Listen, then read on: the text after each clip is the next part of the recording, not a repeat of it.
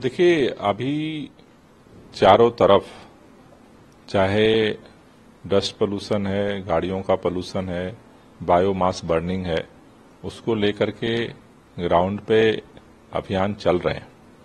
लेकिन अब जैसा पर्यावरण जो एक्सपर्ट्स हैं उनका कहना है कि अब जिस तरह से मौसम में बदलाव हो रहा है तो अगले 15 दिनों में प्रदूषण के स्तर में बढ़ोतरी के जो है वो संकेत मिल रहे हैं। और उसको देखते हुए ही खासतौर से जो दिवाली है, दिवाली के दिन पटाखों को कैसे ज्यादा से ज्यादा कंट्रोल किया जाए उस पर हमारा फोकस है, क्योंकि उस दिन जो है उसके अगले दिन एक्यूआई के ज्यादा बढ़ने की जो है वो संभावना देखी जा रही है। तो जनरल जो हमारा ग्रैप 2 का अभियान चल रहा है उसके साथ साथ पटाखों का जो संभावित जो धुआं है उसको कंट्रोल करने के लिए उस पर फोकस करके हम अपनी कार्ययोजना बना रहे हैं। उसके लिए आज से दिए जलाओ पटाखे अभियान की भी हम लोग शुरुआत कर रहे हैं और लोगों से अपील कर रहे हैं कि भाई सभी लोग, चूंकि प्रदूषण जो बढ़ रहा है वो सबकी जिम्मेदारी है, तो सभी लोग मिल करके इसके लिए प्रयास करें। अभियान जो आपने बताया दिए जलाओ पटाखे नहीं, आज से शुरू करें? आज शाम से हम अपनी विधानसभा बाबरपुर से इसकी शुरुआत करेंगे और दिल्ली के सभी लोगों से हम अपील कर रहे हैं कि सभी लोग मिलकर के प्रयास करें, क्योंकि प्रदूषण का प्रभाव सबके ऊपर पड़ रहा है। तो हम सब मिलकर के अपने हिस्से का पोल्यूशन कम करें, धूमधाम से त्योहार मनाएं, दिए जलाएं और प्रदूषण को घटाएं। जी, लेकिन उससे पहले जो अभी दिवाली में 4-5 दिन का समय है, उससे पहले की जो स्थिति है, उससे पहले ही एक तरह से देखें तो स्थिति बदतर होती जा रही है लोगों के लिए। देखिए, उसमें जैसा मैंने अभी तक जो सारा रिपोर्ट मंगाई है उसमें अब जो है PM 2.5 की मात्रा बढ़ रही है, यानी कि धीरे धीरे जो है अब जो पराली है जलने का उसका कंट्रीब्यूशन भी अब बढ़ रहा है।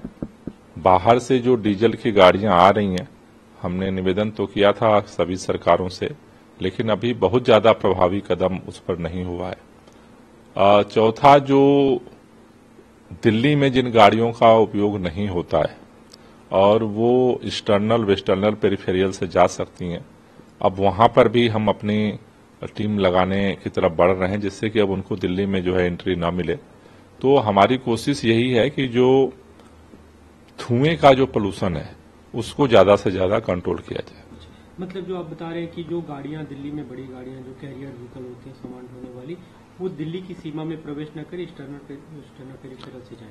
हाँ, इसीलिए एक्सटर्नल और वेस्टर्नल पेरिफेरियल बनाया गया था कि जिन गाड़ियों का दिल्ली में नहीं है, जिस तरह से मान लो जिन गाड़ियों को पंजाब जाना है, जिन गाड़ियों को हरियाणा जाना है, तो वो दिल्ली से इंटर करने की जगह वो जो दिल्ली के बाहर रूट है उसको लें, जिससे कि ये जो गाड़ियों का जो धुएं का जो प्रभाव है उसे कम किया जा सके। जी, एक दूसरा सवाल सर, मनोज तिवारी का बयान आया है, जो दिल्ली के नेता है, सांसद है बीजेपी के। उन्होंने कहा है कि जो आप लोग लगातार कह रहे हैं कि प्रदूषण पे पॉलिटिक्स न हो, तो प्रदूषण पे अगर प्रदूषण को लेकर लोगों की जिंदगी को लेकर सवाल उठाना पॉलिटिक्स नहीं है, तो फिर पॉलिटिक्स क्या ही होना चाहिए? नहीं, उनका कहना था कि लोगों की जिंदगी खत्म हो रही है, मतलब 10 से 15 साल आयु घट रही है, और ऐसे में भी सवाल न उठाए जाए तो कब सवाल उठाए? सवाल उठाने की बात है, सवाल तो उठाइए, तो अपनी सरकारों से बात करके काम भी तो करिए। अगर सरकारें केवल सवाल उठाएंगी, उत्तर प्रदेश में भाजपा की सरकार, हरियाणा में भाजपा की सरकार, राजस्थान में भाजपा की सरकार, केंद्र में भाजपा की सरकार, और फिर भी भाजपा सवाल उठाएगी, तो काम कौन करेगा?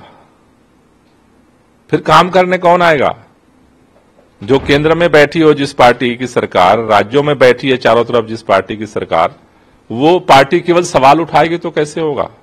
हमने तो जब विंटर एक्शन प्लान हम बना रहे थे उस समय ही भाजपा के प्रदेश अध्यक्ष को हमने चिट्ठी लिखी थी कि भाई कोई भी आपके दिमाग में सुझाव है, कोई एक्शन प्लान है, आप बताइए, मिलकर काम करेंगे। भारतीय जनता पार्टी का काम केवल बयान देना नहीं है, दिल्ली के लोगों के साथ मिलकर के पोल्यूशन को घटाने के लिए सबको काम करना पड़ेगा। दिल्ली की सीमा में भी कुछ पराली जलने की घटनाएं सामने आ रही हैं, उसके लिए आप लोग क्या काम कर रहे हैं? नहीं, यहाँ पे दिल्ली में तो देखिए बहुत कम होती है खेती, लेकिन 5000 एकड़ में बायो डिकम्पोजर का छिड़काव सरकार की तरफ से निःशुल्क हो रहा है। किसानों ने जहां जहां डिमांड किया था, हरियाणा के जो बॉर्डर है नरेला और हरियाणा का, वहां पे इस तरह की घटनाएं कुछ पता चली थी, करीब एक हफ्ते पहले की बात है। उसके बाद वहां हमने टीम लगाया है और वहां पे कार्रवाई भी की जा रही है। तो हम क्लोज मॉनिटरिंग कर रहे हैं और तेजी के साथ पूरे दिल्ली में अब बायो डिकम्पोजर का छिड़काव भी हो रहा है। जी, एक अंतिम सवाल सर, यमुना के प्रदूषण को लेकर आप लोग लगातार सवाल खड़े कर रहे थे। अब दिल्ली के कई इलाकों में पानी की किल्लत है और उसके लिए भी आप लोग हरियाणा को जिम्मेदार ठहरा रहे हैं। नहीं, मेरे ख्याल से जिम्मेदार ठहराने की बात नहीं है। अगर बढ़ा हुआ अमोनिया वाला पानी आ रहा है जिसको हम ट्रीट करने की स्थिति में नहीं है, तो पिछले कई सालों से ये दिक्कत आती है। वो खुद होती है या पैदा की जाती है, समझ के परे है। सुप्रीम कोर्ट तक मामला गया है। तो मेरे निवेदन यह है कि भारतीय जनता पार्टी को इस तरह की राजनीति नहीं करनी चाहिए। यमुना में पानी आता है, अचानक अमोनिया क्यों बढ़ जाता है? इससे लोगों को दिक्कत हो रही है त्योहार के समय में।